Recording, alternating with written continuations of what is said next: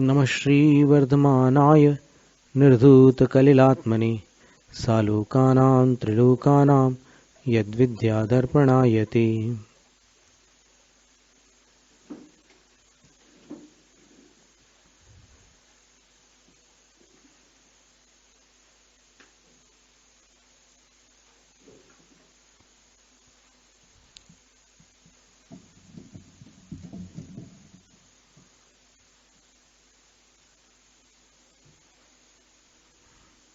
आज श्रावक के अंतिम पद का वर्णन है।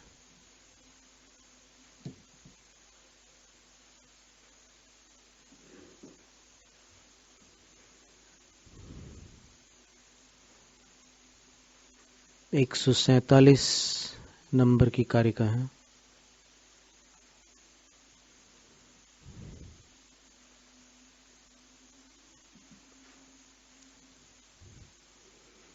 आचार्य समंतभद्र स्वामी कहते हैं,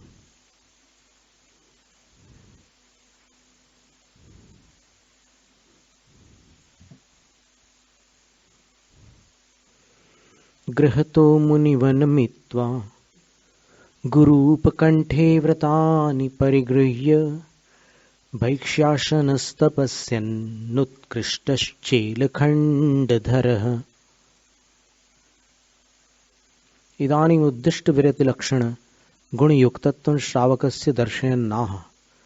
अब उद्दिष्ट विरति नामक जो गुण होता है उसका युक्तपना श्रावक के लिए दिखलाते हुए आचार्य कहते हैं कि कौन इस 11वें स्थान से युक्त होता है, अर्थात 11वीं प्रतिमाधारी कैसे होते हैं उसको दर्शाते हुए आचार्य समंतभद्र स्वामी कहते हैं, गृह तो मुनिवनमित्वा, घर से मुनिवन को प्राप्त होकर। मुनिवन का अर्थ क्या होगा? मुनियों का वन, जंगल, अरण्य।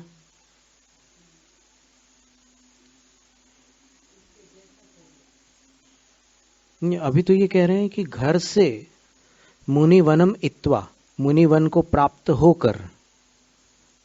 ये इन 12 मात्राओं में ये अर्थ निकल रहा है, गृह तो मुनिवनम इत्वा। प्रथम चरण का ये अर्थ हुआ, घर से मुनिवन को प्राप्त होकर। तो ग्राम और वन शब्द को कभी कभी समूह के अर्थ में भी प्रयुक्त किया जाता है।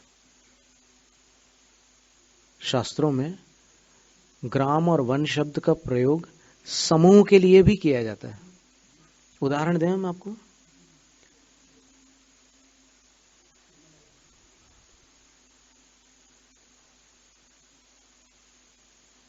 किंशर्वरीषु शशिनान्नि विवस्वता वा युष्मन्मुखेन्दुदलितेषु तमः सुनाथ निष्पन्न शालिवन शालिनि जीवलोके कार्यं कियज्जलधरैर्जलभार नम्रैः।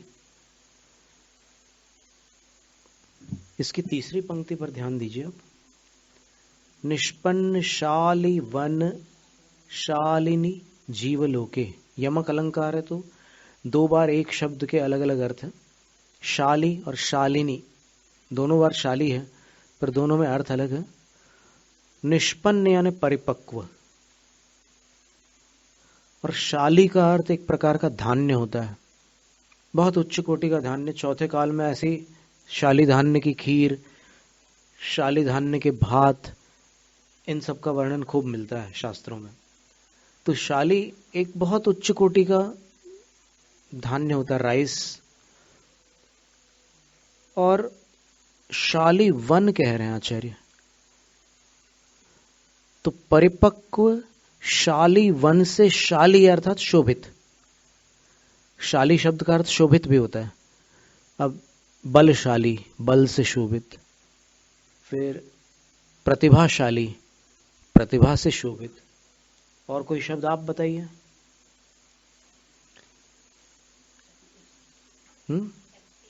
शक्तिशाली, बिल्कुल, शक्ति से शोभित। शाली का अर्थ शोभित होता है। तो परिपक्व शाली वन से शोभित जीवलोके यानी जीवों का लोक पृथ्वी पर, कार्यं कियत् जलधरैर् जल भार नम्रे, फिर पानी से भरे हुए बादलों का कितना काम हो पाता है, मतलब जब पक गई फसल तो बादलों का क्या काम है। तो यहां पर शाली वन लिखा है, तो शाली तो धान्य है, एक अनाज है, तो अनाजों का वन होता है क्या कभी? तो फिर वहां पर शाली का खेत अभिप्रेत है, यानी आचार्य महाराज का अभिप्राय यह है कि शाली वन का अर्थ होता है धान्य का पूरा खेत, फील्ड ऑफ राइस, ये उसका अभिप्राय है। तो वहां समूहवाचक है शाली, वन, वन शब्द समूहवाचक है। इसी प्रकार ग्राम शब्द का भी प्रयोग करते हैं समूहवाचक। संयम्य कर्ण ग्राम मेकाग्रत्वेन चेतसः आत्मानमात्मवान् ध्याये दात्मनैवात्मनि स्थितम्।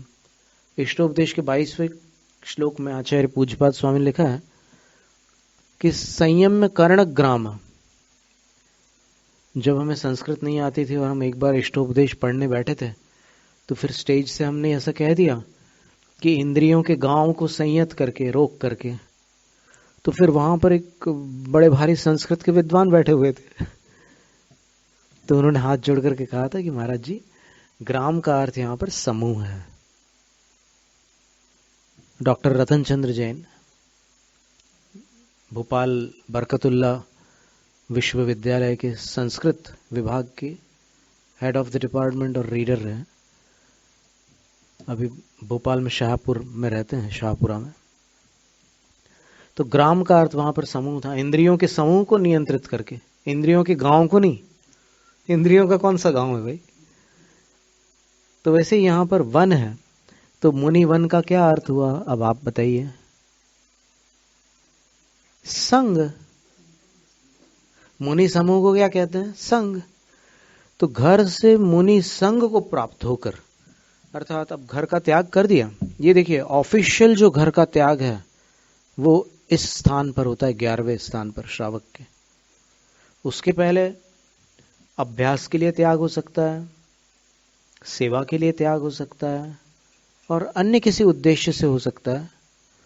पर घर का जो शास्त्रोक्त त्याग बता रहे हैं यहां पर, वो त्याग 11वीं प्रतिमा में। गृह तो मुनिवन वित्वा, अब घर से निकल पड़े, अब कभी भी वापस घर पर नहीं जाना है, घर का त्याग कर दिया।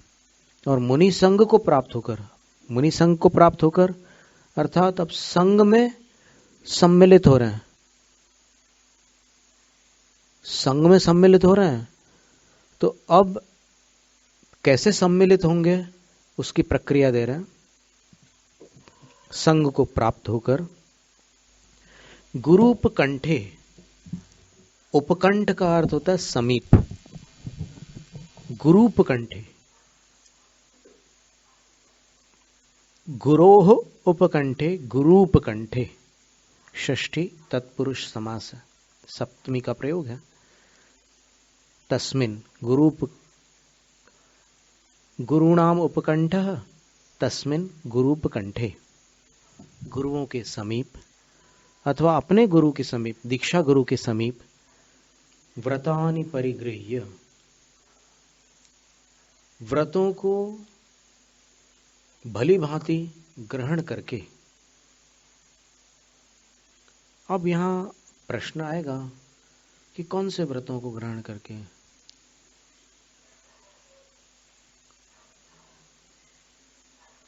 कोई बता सकता है कौन से व्रत हो सकते हैं वो?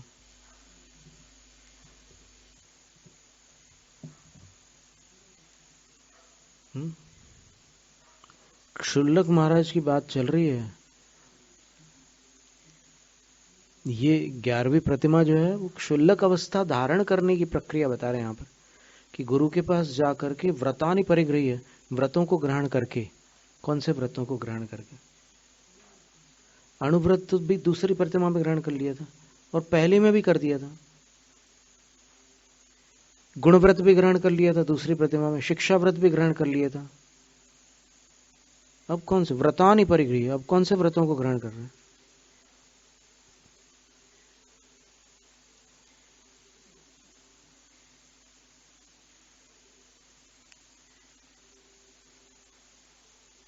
इस पर विचार करना। अपन एक इसको सीक्रेट रखते हैं थोड़ी देर के लिए कि गुरु के पास जाकर के गुरु के चरणों में व्रतों को ग्रहण, बहुवचन दिया है व्रतों को, व्रतों को ग्रहण करके, परिगृह्य अच्छी तरह ग्रहण करके, भैक्षाशनः तपस्यन् चेलखंड धरः, 3 विशेषताएं दी है कि उन व्रतों को ग्रहण करने के बाद, परिगृह्य ग्रहण करके, वाक्य अधूरा था, अब यहां नीचे कह रहे हैं भैक्षाशनः। क्या बन गया अब? अशन का अर्थ भोजन होता है और भैक्ष का अर्थ भिक्षा होता है, तो भिक्षा भोजन करने वाले बन गए। अब 10वीं प्रतिमा तक भिक्षा भोजन नहीं था, कोई ले जाता था अपने घर, भोजन करा देता था, कर लेते थे। यहां पर भैक्षाशनः उस प्रक्रिया से उठेंगे, यानी मंदिर से या जहां से भी उठते हैं वो अपनी वसतिका से, फिर आहारचर्या के लिए उठेंगे, वो साधुओं के बाद उठेंगे। विशेष परिस्थिति, स्वास्थ्य वगैरह की बात अलग है, सामान्यतः साधुओं के पीछे उठते हैं। तो ये पहली बात हो गई कि वो भिक्षुक हो गए। अब वो पहले जैसे नहीं रहे, भिक्षुक हो गए। और फिर क्या हुआ? तपस्यन, तपस्या करने लगे। अभी तक सम्यक दर्शन, सम्यक ज्ञान, सम्यक चारित्र था उनके पास, उसका वो पालन करते थे। अब वो तपस्यन, तपस्वी हो गए, यानी दीक्षा ले ली। तप का अर्थ दीक्षा भी होता है ना। जिनेंद्र भगवान के 5 कल्याणकों में तीसरा कल्याणक कौन सा है? तप कल्याणक। तप कल्याणक नाम है कि नहीं उसका? उसको अभिनिष्क्रमण कह लो, निष्क्रमण कह लो, दीक्षा कह लो, उसका एक नाम, पर्यायवाची नाम तप कल्याणक है ना। तो तप दीक्षा का पर्यायवाची हुआ कि नहीं? तो तपस्यन का अर्थ दीक्षाधारी हुए। और चेल खंड धर, अब पहले क्या था? 10 प्रतिमा तक वस्त्रधारी थे। यहां आचार्य कह रहे हैं कि अब आप वस्त्रधारी न रहकर वस्त्र खंड को धारण करेंगे। वस्त्र खंड का अर्थ होता है टुकड़े, वस्त्र के टुकड़ों को आप धारण करेंगे। और अपन देखते भी हैं क्षुल्लक अवस्था में पूरे वस्त्र तो होते नहीं है, वस्त्र के खंड ही होते हैं। तो ऐसा करने वाले क्या कहलाते हैं? उत्कृष्ट श्रावक, उत्कृष्ट श्रावक कहलाते हैं। लेकिन ये सारा वर्णन जो अभी अपन ने पढ़ा है, जो इस कारिका के अर्थ में अपन ने घटित किया है, तो इसमें पद का नाम जो है वो उत्कृष्ट श्रावक, ये पद है। और उत्थानिका में उद्दिष्ट विरति नाम है उसका, यानी 5 प्रकार की उद्दिष्ट वस्तुओं के वो त्याग करते हैं। उद्दिष्ट का अर्थ होता है अपने नाम से बनी हुई कोई वस्तु हो, उसको उद्दिष्ट कहते हैं। जैसे बच्चे के नाम से माँ ने स्वेटर बना दिया, तो उस विशेष बालक के लिए ही उसने स्वेटर बनाया है, तो वो उद्दिष्ट कहलाता है। इसी प्रकार आपके लिए बर्थडे के दिन गुलाब जामुन बना दिया या कोई और स्वीट्स बना दी, तो वो भी उद्दिष्ट हो गई। लेकिन यहां पर 5 प्रकार के उद्दिष्टों का त्याग करना होता है। यहां आचार्य समंतभद्र स्वामी ने जो भी कुछ लिखा है वो एक सार संक्षेप है और एक प्रकार से एक आउटलाइन है। इसमें और भी क्या क्या वस्तुएं होती है, क्या क्या नियम होते हैं, उनका वर्णन अन्य ग्रंथों में मिलता है। तो अपन सबका समन्वय करके, सबका संग्रह करके इसका पूरा वर्णन कर रहे हैं। तो 5 प्रकार के उद्दिष्ट कौन से होंगे जिसका त्याग करना होगा 11वीं प्रतिमा में? तो बोलते हैं ये चारित्र सार ग्रंथ में चामुंडराय मुनि ने, जो पहले चामुंडराय गोमट राजा थे ना, उन्होंने मुनि होने के बाद एक ग्रंथ लिखा है जिसका नाम है चारित्र सार। देखो अपने पास तीनों ग्रंथ हैं। दर्शन सार आचार्य देवसेन स्वामी ने लिखा है, ज्ञान सार पद्म सिंह मुनि ने लिखा है, चारित्र सार चामुंडराय मुनि ने लिखा है। दर्शन, ज्ञान, चारित्र, तीनों में सार सार लगे हुए ग्रंथ है अपने पास। तो चारित्र सार ग्रंथ में लिखा है कि 5 प्रकार के उद्दिष्टों का त्याग करना होता है 11वीं प्रतिमा में। कौन से 5 प्रकार के उद्दिष्ट? तो पहला है आहार। अपने नाम से अगर आहार बना हो स्पेसिफिक, तो वो आहार अपन नहीं ले सकते क्षुल्लक अवस्था में। एलक महाराज भी नहीं ले सकते, क्षुल्लिका माता जी भी नहीं ले सकते, अपने नाम से बना हो तो। फिर दूसरी वस्तु क्या है? उपकरण। उपकरण का अर्थ होता है पिच्छी कमंडल, शास्त्र, चश्मा।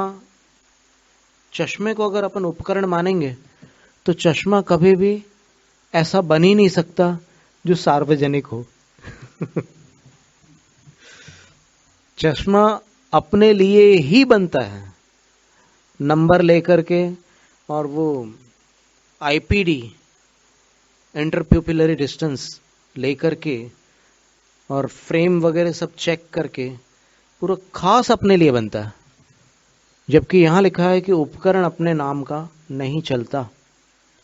तो इससे क्या सिद्ध हुआ कि चश्मा उपकरण नहीं है, फिर क्या है? 2 ही विभाग होते हैं, या तो उपकरण होगा कोई पदार्थ या फिर परिग्रह होगा। तो चश्मा परिग्रह है या नहीं है?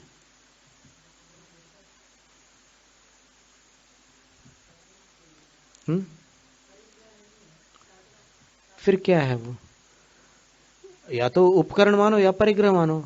और यहां लिखा है कि क्षुल्लक महाराज अपने नाम का कोई उपकरण ले नहीं सकते। तो फिर चश्मा तो अपने ही नाम का होता है ना। वो डॉक्टर चेक करता है, उससे पूछा जाए, डॉक्टर पूछे कि भाई क्या नाम लिखे, बोले कि कुछ मत लिखो नाम, बोले उनके नाम का वो लेंगे नहीं। ऐसा चलेगा क्या? ऐसे तो व्यवहार चल नहीं सकता।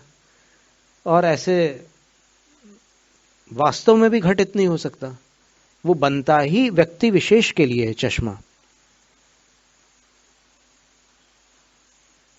अब ऐसा जरूर होता है कि शुरू शुरू में जब नया नया चश्मा लगता है तो किसी के दोनों आंखों में एक नंबर पावर है, तो फिर वो तो आप कहीं से भी खरीद लो। मतलब एक सामान्य जो नीचे बैठ करके भी जो गॉगल्स और चश्मे बेचते हैं ना, उनसे अगर 1 नंबर का कॉन्वेक्स नंबर का ले लो तो फिर उससे काम चल जाता है, स्फेरिकल। लेकिन फिर जैसे जैसे नंबर कॉम्प्लिकेट होते हैं, दोनों आंखों में अलग अलग नंबर हो जाते हैं, और फिर अलग अलग होने के बाद में फिर स्फेरिकल और सिलेंड्रिकल, ये कंपाउंड नंबर जब आने लग जाते हैं, फिर डिस्टेंट विजन और नियर विजन के भी अलग अलग नंबर्स आते हैं, तब तो फिर बड़ी मुश्किल हो जाती है। फिर अनुद्दिष्ट चश्मा तो कहीं संसार में मिलना मुश्किल है फिर।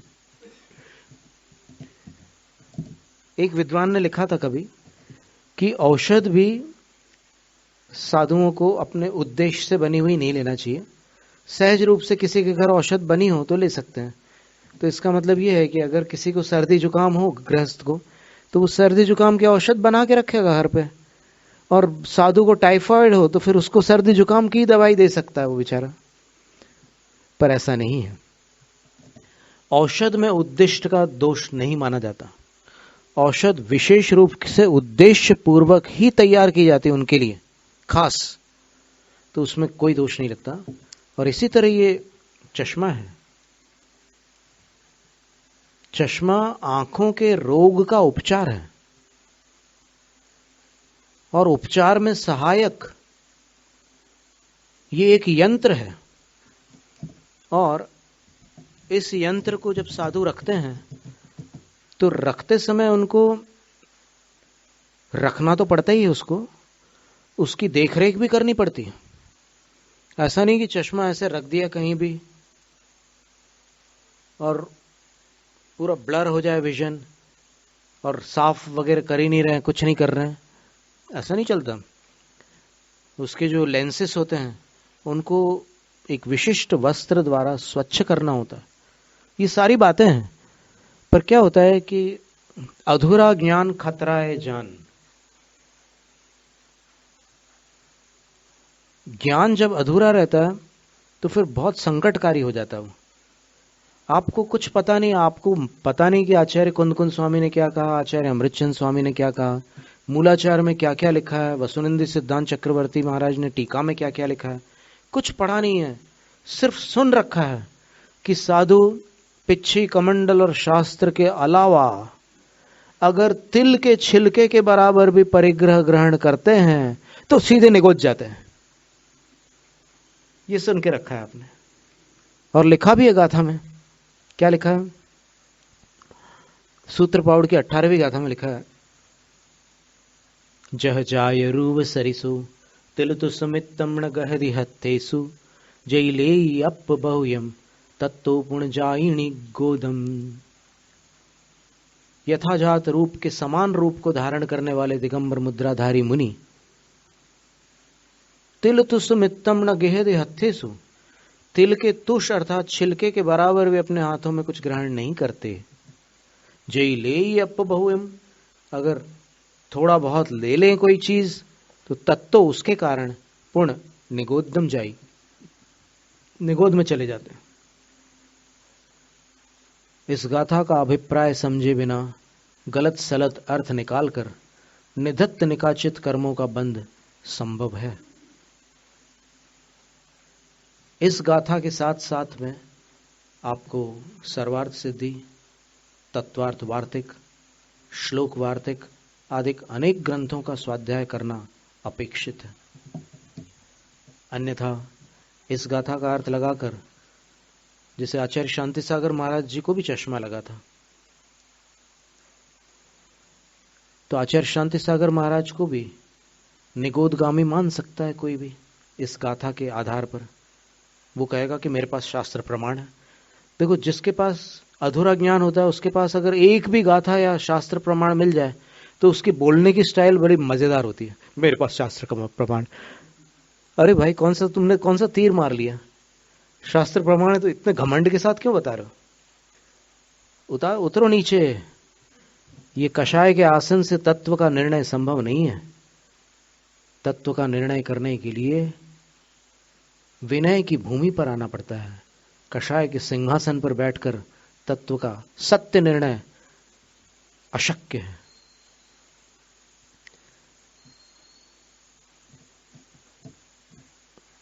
प्रवचन सार में क्या लिखा था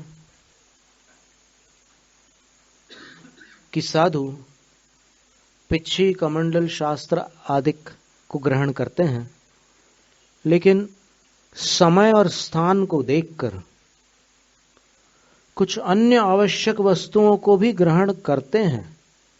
आचार्य कुंद कुंद स्वामी ने आदेश दिया है कि ग्रहण कर लो। अभी आदेश दिया है, जो ग्रहण कर चुके हो दीक्षा के समय उसके बारे में कह ही नहीं सकते कि ग्रहण कर लो। कुछ अतिरिक्त वस्तु होगी, उसी के लिए आचार्य कह रहे हैं कि ग्रहण कर लो।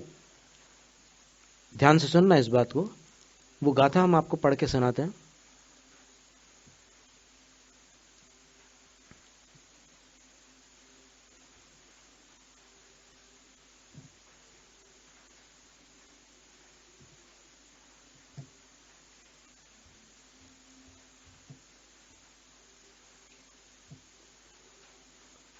छेदो जीर्ण विज्यते गहन विसग्गेषु सेवमाणस् समणो तेणिह वट्टदु कालम खेत्तम वियाणिता अपडिकुट्ठम उवधिम अपत्थनिजम असंजद जणिः मुच्छादि जनन रहिदम गिण्णदु समणो जदिवि अपम।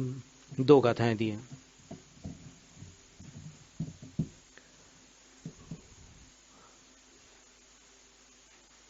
पहले तो उत्सर्ग कथन कर दिया कि शरीर भी अपना नहीं है, सब छोड़ो। उत्सर्ग का अर्थ मेन रोड, हाईवे। तो हाईवे की बात क्या थी?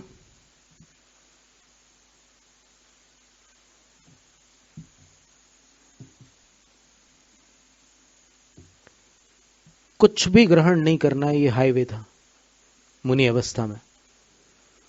फिर अब ये जो है उत्सर्ग के साथ फिर अपवाद का अर्थ होता है जो पगडंडी है और रास्ते हैं।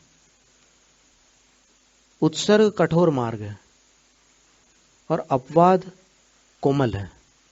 तो अपवाद में क्या कह रहे हैं आचार्य कि अथ अब कस्यचित किसी साधु के लिए, क्वचित किसी स्थान पर, कदाचित किसी काल में, कथनचित किसी दृष्टि से, कश्चित कोई उपधि परिग्रह अप्रतिषिद्धोप्यस्ति।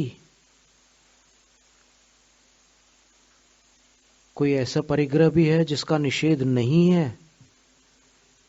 आचार्य कह रहे हैं इति अपवादम उपदिशति। वो कौन सा परिग्रह है जिसका साधु के लिए निषेध नहीं है, उसका उपदेश करते हुए आचार्य कुंद कुंद स्वामी कह रहे हैं, जो अभी गाथा पढ़ी थी हमने, जिससे संयम का घात न हो ऐसा परिग्रह, और जिसको ग्रहण करते समय और छोड़ते समय और उसका उपयोग करते समय, उसका सेवन करते समय, लिखा है गाथा में सेवमानस, सेवन करने वाले को ग्रहण करते समय और छोड़ते समय दुर्ध्यान न होता हो। क्योंकि छेद शब्द का अर्थ अशुद्धोपयोग है और अशुद्धोपयोग का अर्थ आर्त और रौद्र ध्यान है, दुर्ध्यान है। तो जिस वस्तु को ग्रहण करते समय आर्त रौद्र ध्यान होता है वो ग्रहण नहीं करना है, और जिस वस्तु को ग्रहण करते समय आर्त रौद्र ध्यान नहीं होता है, आचार्य आदेश दे रहे हैं कि तेण उस वस्तु के साथ समणो यह वट्टदु, इस धरती पर श्रमण उस वस्तु के साथ रहे, वर्तन करे। लेकिन कब तक? तो बोले कालम खेतम वियाणिता, काल को और क्षेत्र को जान करके जब तक आवश्यक हो तभी तक उस परिग्रह के साथ वर्तन करे। परिग्रह शब्द ऊपर आया, उपधि, ध्यान में रखना।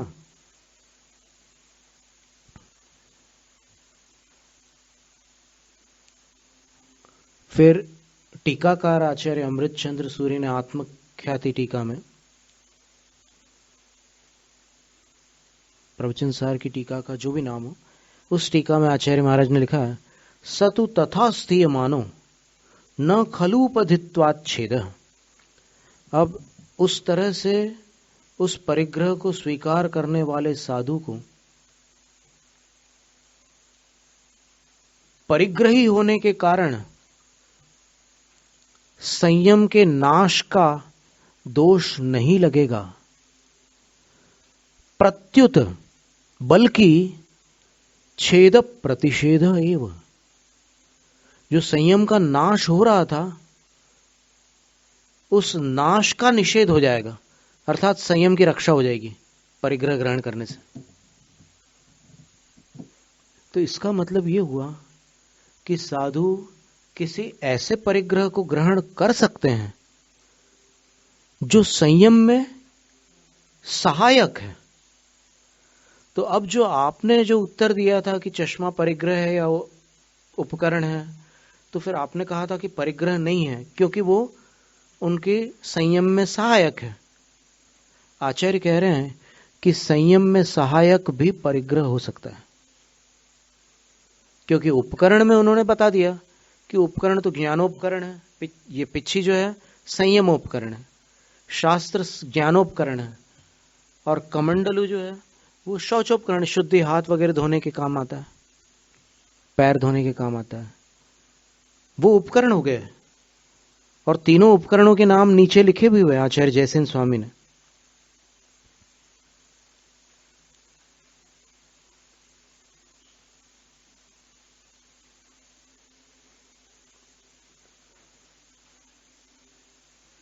और छेद शब्द का अर्थ लिखा है कि अपने भावलिंग का और द्रव्यलिंग का जो घात होता है उसका छेद, उसका अर्थ है, उसका पर्यायवाची शब्द है छेद। छेद का अर्थ होता है कटना, कट जाना।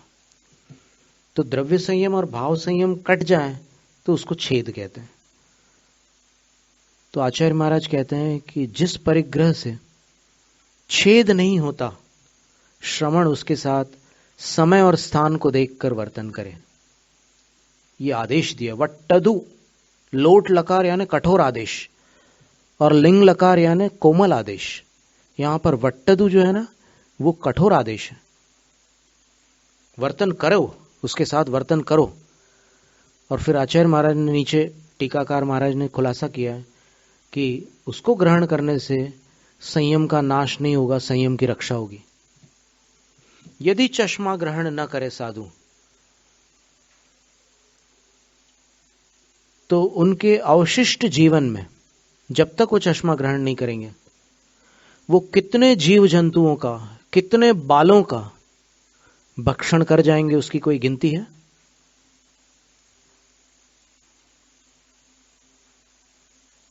उनको दिख नहीं रहा आंखों से। अगर मान लो मुंह में बाल आ गया, हमारे साथ ये हो चुका है, हम अपने अनुभव की बात बता रहे हैं। कोई भी इंसान, शायद कोई भी इंसान चश्मा लगाना पहली बार पसंद नहीं करता। जब पहली बार चश्मा लगता है ना, तो फिर किसी को पसंद नहीं आता, फिर तो लगाना ही पड़ता है, कहां जाओगे। तो हमारी भी इच्छा नहीं थी चश्मा लगाए। 2001 में पहली बार जब डॉक्टर ने नंबर देखे, मुक्तागिरी में थे हम, तो फिर वो लोग बनवा के ले आए। श्रावक लोग तो रेडी रहते एकदम इन कामों में, तो बिल्कुल। आज उसने कह दिया डॉक्टर ने, तो कल सुबह तक के रेडी, या फिर और कुछ दिनों में, कम से कम समय में वो ला करके रख देते। पर हम नहीं पहनते थे। फिर 2002, 2003 तो पढ़ने में दूरी बढ़ती जा रही थी धीरे धीरे, ऐसे ऐसे। 2004, 2005 में एक अच्छा प्रोग्रेसिव लेंस का 1 नंबर का चश्मा लगा था हमें। वहां हम दूर से पढ़ते थे ऐसे, कार्तिकेय अनुप्रेक्षा, सर्वार्थ सिद्धि ऐसे पढ़ते थे। तो फिर उन्होंने कहा कि आप लगा लीजिए महाराज जी। बहुत मना करके चश्मा लगवाया, लगाया। पढ़ते समय लगाते थे, फिर बाद में उतार देते थे कि कोई हमें चश्मा के साथ कोई फोटो ना खींच ले। फिर उसके बाद ऐसा हुआ कि एक दिन हम आहार के लिए बिना चश्मा के चले गए और हमें दिखा नहीं। तो बड़ा खेदपूर्ण अनुभव है वो, कि मुंह में बाल आ गया और उस बाल को हमने ऐसे निकाला। लंबा बाल था, उस्मानपुरा की बात है ये, अहमदाबाद में 2006 चतुर्मास में। और उसके बाद हमने सोचा कि अब इसको हम त्याज्य परिग्रह में नहीं गिन सकते, ये अनिवार्य परिग्रह में हमें रखना होगा। और इसके बिना चूंकि समितियां नहीं पलती, अब जब हमें बाल नहीं दिख रहा आहार में, तो फिर जीव जंतु कैसे दिखेंगे नीचे जमीन पर। और पढ़ते समय हम इतने दूर दूर से पढ़ते हैं, चश्मा पढ़ते समय लगाने लगे थे, पर फिर भी बाल नहीं दिख रहा है, जीव कैसे दिखेंगे और चीजें कैसे दिखेंगी, शोधन कैसे होगा। तो आचार्य महाराज ने यहाँ पर बहुत विवेक से ये बात लिखी हुई है। ये बात देखिए, हमारे सामने जो प्रति श्री दिगंबर जैन स्वाध्याय मंदिर ट्रस्ट सोनगढ़ की प्रति है, तो वो लोग भी देख लें जरा कि मुनि परिग्रह रख सकते हैं कि नहीं। एक धारणा के आधार पर चलना उचित नहीं है। हम जानते हैं कि वहां भी कई लोग जिज्ञासु हैं और सत्य से प्रेम रखने वाले हैं, सभी जगह होते हैं। कहीं भी सारे लोग जिद्दी नहीं होते, कई लोग विवेक रखते हैं और फिर कुछ अच्छी बात समझना चाहते हैं, सुनना चाहते हैं। तो देख लो, आप अपनी आंखों से देख लो, ये प्रति बिल्कुल निर्दोष छपी थी, इसलिए हमने मूल की बात कर रहे हैं, अनुवाद और भावार्थ की बात नहीं कर रहे हैं अभी। लेकिन अनुवाद भी हिम्मत भाई कोठारी जी ने बहुत अच्छा अनुवाद किया था। भावार्थ के बारे में अपन नहीं कहते, लेकिन ये जो बात लिखी आचार्य अमृतचंद सूरी ने, इसको आप अगास की प्रति में देख लो, इसको आप महावीर जी की प्रति में देख लो, इसको आप सोनागिर की प्रति में देख लो, इसको आप चाहे जिस प्रति में देख लो, प्रवचन सार की, जहां जहां से छपा हुआ है, यही आपको पंक्तियां मिलेंगी। और यहां ये लिखा है आचार्य महाराज ने कि तथा तु सतु तथा स्थीयमाना, वह उस तरह से परिग्रह के साथ रहने वाले साधु के लिए परिग्रह होने के कारण छेद नहीं होगा, उनके द्रव्यलिंग और भावलिंग नष्ट नहीं होंगे। कितनी बड़ी बात कह रहे हैं आचार्य अमृतचंद सूरी। प्रत्युत छेद प्रतिषेध एव, बल्कि संयम का जो नाश हो रहा है वो रुक जाएगा। इसी प्रकार चटाई आदि भी है। देखो, दीक्षा के समय आचार्य महाराज चटाई नहीं देते, गुरु महाराज क्या देते हैं? 3 उपकरण मंत्र पढ़ करके देते हैं। संयमोपकरण का मंत्र होता है, शौचोपकरण का मंत्र होता है और ज्ञानोपकरण का मंत्र होता है। चटाई का मंत्र नहीं होता है, लेकिन चटाई साधु ले सकते हैं। मैट, चटाई मीन्स मैट, वो ले सकते हैं और उसको लेने के बाद भी उनके संयम का नाश नहीं होगा। क्यों नहीं होगा? क्योंकि आचार्य कह रहे हैं कि ऐसा परिग्रह साधु ग्रहण करे जिसको ग्रहण करते समय या छोड़ते समय अपने अंदर दुर्ध्यान उत्पन्न न हो।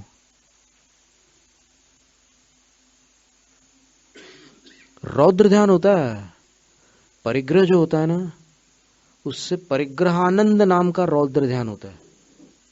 तो आचार्य महाराज कह रहे हैं कि अगर किसी परिग्रह से परिग्रहानंद नाम का रौद्र ध्यान हो जाए तो फिर साधुत्व खंडित हो जाएगा। इसलिए वैसे परिग्रह मत स्वीकार करो। कितना सीधा सा रास्ता है। आज ही हम लोगों ने दोपहर में स्वाध्याय के अंदर सर्वार्थ सिद्धि ग्रंथ में ध्यान का वर्णन पढ़ा और उसमें एक बात स्पष्ट लिखी थी कि भावलिंगी दिगंबर साधु, शब्द अलग थे लेकिन उससे ये बात स्पष्ट समझ में आ रही थी कि कोई भी भावलिंगी दिगंबर साधु, यानी 5वें गुणस्थान से ऊपर वाले गुणस्थान वाले कोई भी साधु 5 प्रकार के ध्यान नहीं कर सकते, क्योंकि वो 5 प्रकार के ध्यान निचले गुणस्थानों में ही हो सकते हैं। मुनियों के गुणस्थान में वो 5 प्रकार के ध्यान नहीं हो सकते। कौन से 5 प्रकार के ध्यान? तो एक तो निदान नाम का आर्त ध्यान है। निदान आर्त ध्यान का अर्थ होता है भावी भोगों की अभिलाषा। जैसे साधु कभी ये नहीं सोचेंगे कि 1 जनवरी को मेरा जन्मदिन है तो फिर बढ़िया मिठाइयां मिले चौके में, और मुझे जो पसंद है, कोई मनपसंद मिठाई हो सकती है, अब क्या नाम ले हम, आप अपनी तरफ से लगा लो जो भी है। तो ऐसे कोई भी ऐसी वस्तु मुझे मिले, ये भोगाभिलाषा कहलाती है। और भोगाभिलाषा को निदान कहते हैं, और ये निदान भावलिंगी मुनि के अंदर संभव ही नहीं है, हो ही नहीं सकता। उनको भावी इंद्रिय सुखों की अभिलाषा कभी नहीं होती है।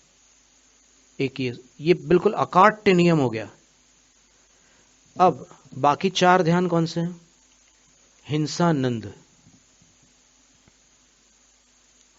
मृषानंद, चौर्यानंद और परिग्रहानंद, जिसको विषय संरक्षण आनंद कहते हैं।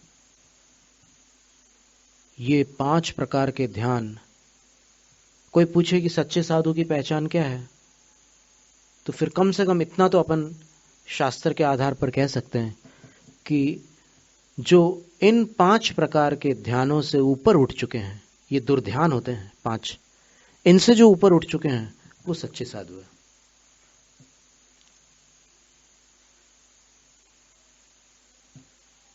अब इसके बाद की गाथा में आचार्य कहते हैं कि जिस वस्तु को वो ग्रहण कर रहे हैं वो कैसी हो।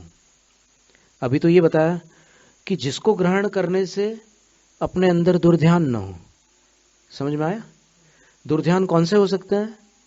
या तो निदान ध्यान होगा या परिग्रहानंद होगा। हिंसानंद तो नहीं होगा ना। हिंसानंद भी हो सकता है, कोई ऐसी वस्तु अगर ग्रहण कर ले, जैसे मान लो साधु कोई वो हाथ पंखा होता है ना, वो रख ले, तो फिर ऐसे ऐसे हवा करने लग जाए और उसमें खुश होने लग जाए। अज्ञानतावश हो सकता है ऐसा, जिनको जानकारी है वो ये चीजें कैसे रख सकते हैं। तो ऐसा वो गृहस्थ लोग हवा करते हैं, वो एक उनका सेवा धर्म हो गया। लेकिन साधु अपनी ओर से ये काम नहीं करते हैं, वो हिंसानंद हो जाएगा। जीवों को बाधा हो रही है और फिर उनको अच्छा लग रहा है, तो अच्छा लगना भी आनंद ही तो कहलाए। तो हिंसानंद, मृषानंद, चौर्यानंद, परिग्रहानंद, तो मुख्य रूप से परिग्रहानंद है। ये तो चारों ध्यान साधु में संभव नहीं है, ऐसा सर्वार्थ सिद्धि ग्रंथ में और तत्वार्थ सूत्र आदि सभी जगह स्पष्ट रूप से उल्लेख है। अब कह रहे हैं कि वो वस्तु कैसी हो। बोले अपड़िकुट्ठम उवधिम अपत्थणिजम असंजद जणिहि मुच्छादि जनन रहिदम गिण्णतु समणु जदि वियप्पम। अप्रतिकृष्ट उपधि हो, यानी ऐसी वस्तु साधु ग्रहण करे जिस पर कोई प्रतिक्रोश टीका टिप्पणी न करे।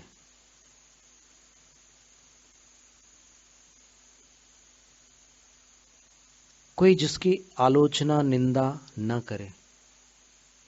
अब साधु ने चटाई रखी है तो कोई निंदा नहीं करता उनकी, चश्मा पहना है तो कोई उनकी निंदा नहीं करता।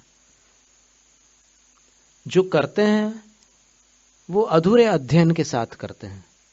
अध्ययन अगर समुचित हो जाए तो फिर उनको भी समाधान मिल जाएगा। तो ऐसी कोई वस्तु रखे, ऐसा कोई परिग्रह, उवधिम लिखा है, परिग्रह रखे जो निंदनीय हो। एक बात। दूसरी बात, असंजद जणे ही अपत्थणिजम, जिसको असंयमी लोग मांग न सकते हो।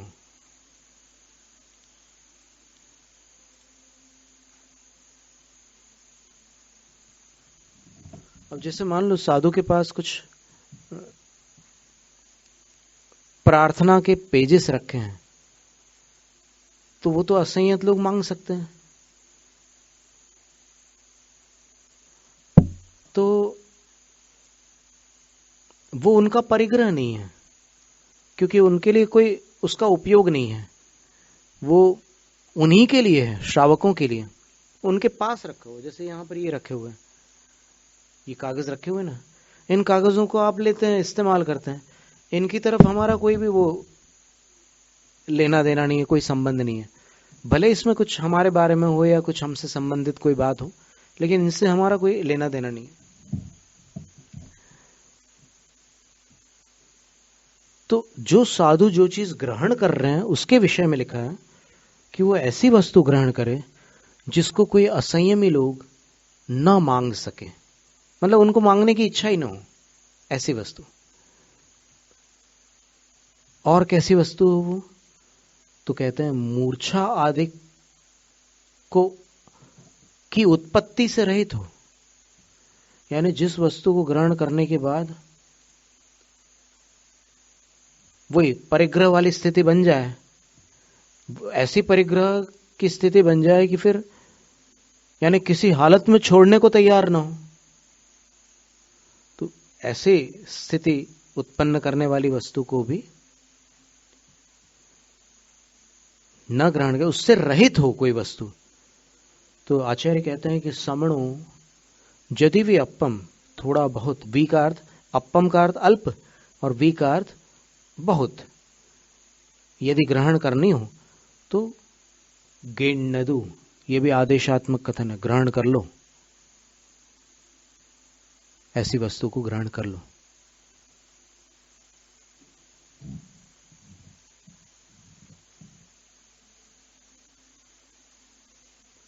तो यहां पर इन दो गाथाओं के माध्यम से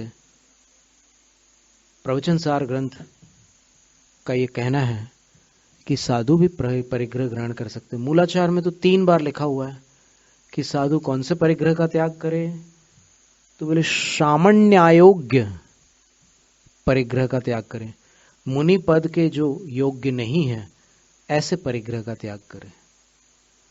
और मुनि पद के योग्य परिग्रह का कब त्याग करें, तो बोले व्युत्सर्ग तप करते समय, वो उत्तर गुण हो जाएगा। मूल गुण में हे भव्य जीव, मुनि दीक्षा लेना चाहते हो तो मूल गुणों में जो मुनि पद के अयोग्य परिग्रह है उसका त्याग करो। मुनि पद के अयोग्य परिग्रह, इसका अर्थ ये हुआ कि कुछ ऐसे भी परिग्रह हैं जो मुनि पद के योग्य हैं। उन परिग्रहों को समझने के लिए प्रवचन सार की गाथा 222 और 223 देख लें,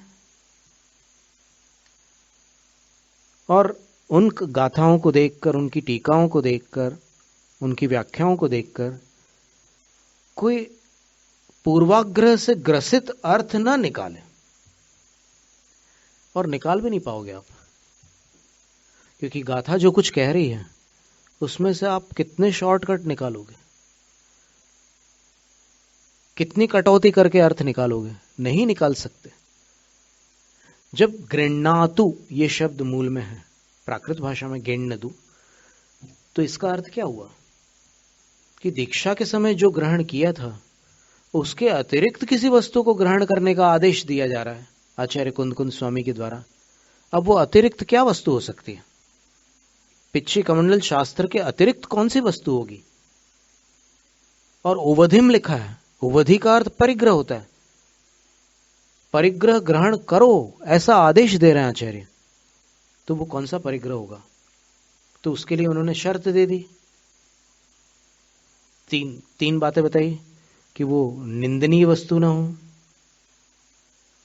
अब जैसे बच्चे लोग सीटियां बजाते हैं, तो अब साधु सीटी नहीं रख सकते, लोग निंदा करेंगे कि ये क्या कर रहे महाराज, हंसी करेंगे। श्रावकों को बुलाने के लिए सीटी बजाई और सब श्रावक रेडी हो गए, अरे महाराज जी का इशारा आया, चलो जल्दी से, क्या कुछ काम होगा महाराज।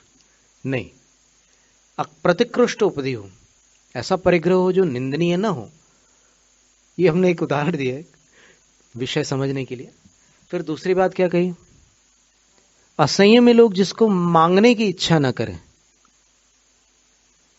अब मान लो चॉकलेट वगैरह कई चीजें रख ली वहां कमरे में, खुद नहीं खा रहे, खुद तो एक भोजन करते हैं और फिर शुद्धि का लेते हैं, लेकिन ऐसे रख ली तो फिर बच्चों की भीड़ लगी रहती है कि महाराज नमोस्तु, नमो अर्हंताणम, नमो सिद्धाणम, नमोकार मंत्र सुना दिया, ये ले चॉकलेट।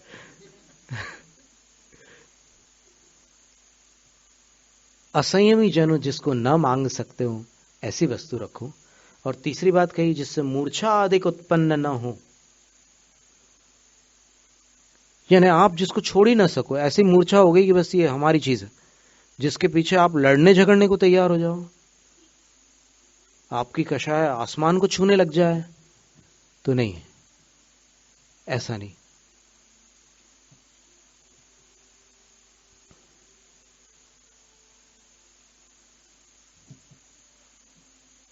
अभी अपन रत्नकरंठ श्रावकाचार में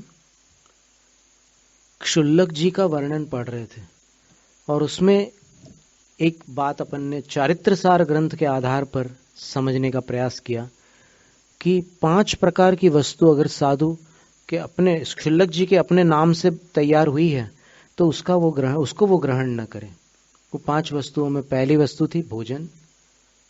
औषध ग्रहण कर सकते हैं अपने लिए, और उसमें चर्चा निकली थी कि चश्मा भी ग्रहण कर सकते हैं, क्योंकि चश्मा जो होता है वो अपने लिए ही बनाया जाता है, क्योंकि अपनी आंखों का नंबर सब दुनिया में सबके एक नंबर थोड़ी चलते हैं, तो जिसके जितने नंबर होंगे उतने ही उसी का चश्मा बनेगा, तो वो स्पेसिफिक होता है, उद्देश्य से बनता है, तो उसके लिए निषेध नहीं कर रहे हैं। लेकिन यहां कह रहे हैं कि बाकी जो उपकरण हैं वो अपने नाम से अगर तैयार हुए हैं तो उनको ग्रहण न करें। जैसे पिच्छी है, तो पिच्छी अगर खास व्यक्ति विशेष के लिए तैयार हुई। पिछे उपकरण बन रहे हैं, सबके बन रहे हैं, तो बन ही रहे हैं उपकरण, फिर उसमें से सब साधुओं को मिल भी जाते हैं। पर एक साधु विशेष के लिए खास रूप उपकरण बना है, तो फिर उसको ग्रहण करने का निषेध किया है। चारित्रसार ग्रंथ में आचार्य उस समय चामुंड राय मुनिराज ने इसका निषेध किया। तो आहार, उपकरण, और कौन सी वस्तु है? तो बोलते हैं आसन। ये जो पाटा है या ये जो चौकी है, ये अगर हमारे नाम से तैयार हुई हो तो इसको ग्रहण करना हमारे लिए निषिद्ध है। बनी है सब, कोई भी साधु आकर के बैठ रहे हैं, बैठेंगे, कोई बात नहीं है। लेकिन अगर एक विशेष साधु के लिए बनी हो तो उस पर दूसरे नहीं बैठ सकते और उस पर वो भी नहीं बैठ सकते, तो दोनों के काम की नहीं रही, क्योंकि उद्दिष्ट हो गई वो। तो कितने हो गए? 5 उद्दिष्टों में से ये 3 हुए। अब चौथा जो है वो सेज्जा। सेज्जा का अर्थ होता है सोने के लिए जो लंबा वाला पाटा होता है ना, या फिर वैसा तखत होता है, वो अगर साधु के लिए तैयार किया गया है, क्षुल्लक जी के लिए भी, तो उनके लिए अगर उद्दिष्ट तैयार किया हो तो उसका भी वो उपयोग न करें। और अंतिम 5वां जो है वो ये है कि उनके नाम से आपने कोई निवास या त्यागी भवन या कुछ भी तैयार किया है, जैसे आपने यहां बाहर लिख दिया ध्यान सागर कक्ष, तो फिर उस ध्यान सागर कक्ष में ध्यान सागर नहीं जा सकते, वो आपने उद्देशित कर दिया, उसको उद्दिष्ट बना दिया। तो उद्दिष्ट आवास का भी त्याग बताया क्षुल्लक अवस्था में। तो क्षुल्लक अवस्था में क्या क्या हुआ? पहला नियम यह हुआ कि घर का त्याग अनिवार्य हो गया, और घर का त्याग करके गृह तो मुनिवन मित्वा, और मुनि संघ को प्राप्त करना अनिवार्य हुआ। 2 बात हुई, पहले घर का त्याग, फिर मुनि संघ को प्राप्त करना। फिर तीसरी बात, गुरुपकंठे व्रतानि परिगृह्य, गुरु के समीप व्रतों को बहुवचन बताया, उसमें व्रतों को ग्रहण करना है। और ग्रहण करके फिर क्या करना है? तो ले भिक्षाशना, भिक्षा वृत्ति से आहार लेना है, जो इसके पहले नहीं था। 10वीं प्रतिमा तक भिक्षा वृत्ति नहीं थी, बुलाने से आहार के लिए जाते थे, यहां पर पड़गाने से आहार के लिए जाएंगे। दोनों में अंतर है। और क्या करना है? तपस्यन। अब देखो, अभी तक तो सम्यक दर्शन, सम्यक ज्ञान, सम्यक चारित्र की आराधना कर रहे थे, अब दीक्षा के बाद आपको तप की आराधना और करनी है। 4 आराधना हो गई। और एक चीज और बताई उन्होंने, वस्त्र खंडधारी होना है। अब वस्त्रधारी नहीं रहना है। 11वीं प्रतिमा हो गई तो अब वस्त्र खंडधारी हो गए, अब वस्त्रधारी नहीं हुए। और तद वस्त्रम सेवितम न भवति, साथ में ये श्रुतसागर सूरी जी ने अष्टपाउड़ की टीका में लिखा है कि वो वस्त्र सिला हुआ वस्त्र न हो।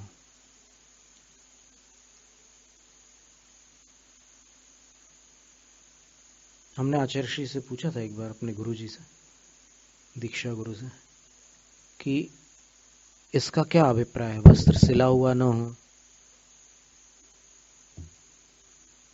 क्योंकि ये लोग वस्त्र दे, दातार लोग जो है ना, इसके किनारे वगैरह तो सिल के ही देते हैं। तो उनने कहा कि 2 वस्त्रों के बीच जो सिलाई होती है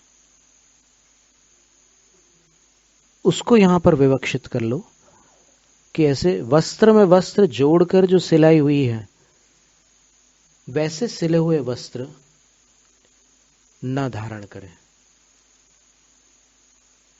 ये मढ़िया जी की बात है, 1989 की बात है, जबलपुर पिसनहारी की मढ़िया, जहां पर आपके योगराज शास्त्री जी रह चुके हैं।